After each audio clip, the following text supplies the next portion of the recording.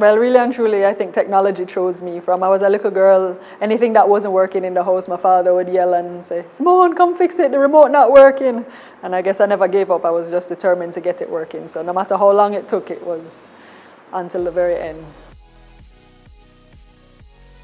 I like to play the piano, sign language, exercise-ish, beach, socializing.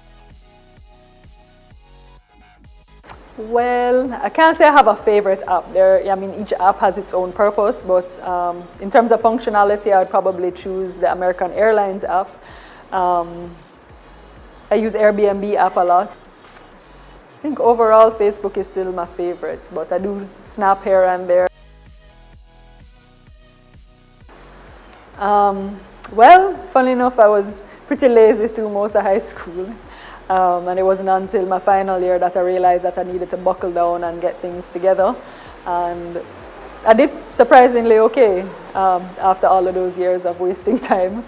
Then when I was in university, I had a really great advisor, Dr. Shi-Huang Huang, and she kind of took me under her wing. And when I told her after my first degree that I was done with computer science, she said, "Well, why?" And I said, "Well, I think I'm going to pursue the sign language aspect and work with the deaf community," and she encouraged me to marry the two, and that's how I got into the user experience in terms of technology. And then she encouraged me to sign up for different workshops. I went to the Google Women's for Engineers workshop. I did my exchange program when I was doing my master's thesis in Argentina.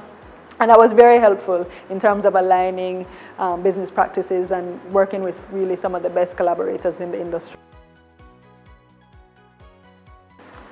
Oh dear.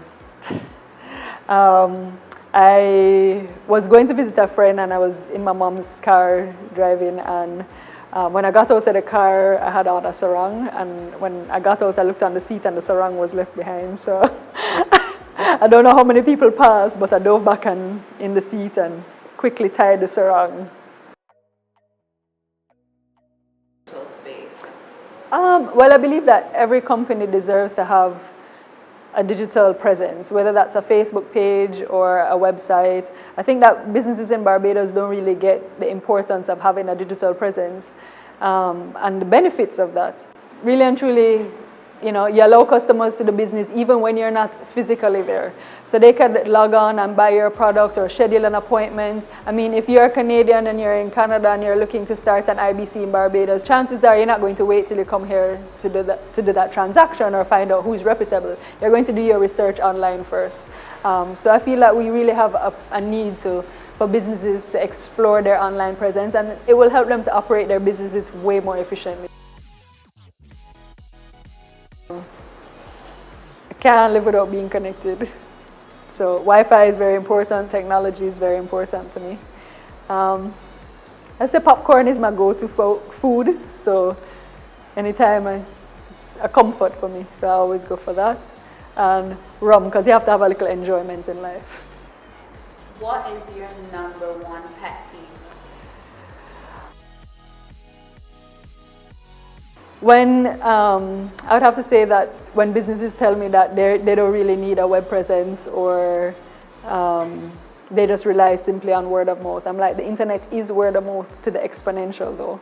I mean, that's what reviews and ratings are about online, and instead of having one person tell you about something, you have multiple people telling you about the benefits and disadvantages of your product or services, or even if you're looking to buy a product or services.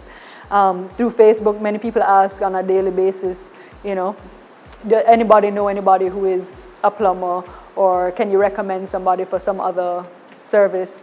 And it would be so much better if you had a link to share your website where they could get a full comprehensive list of all your services and products, or a link to a Facebook page and tag your.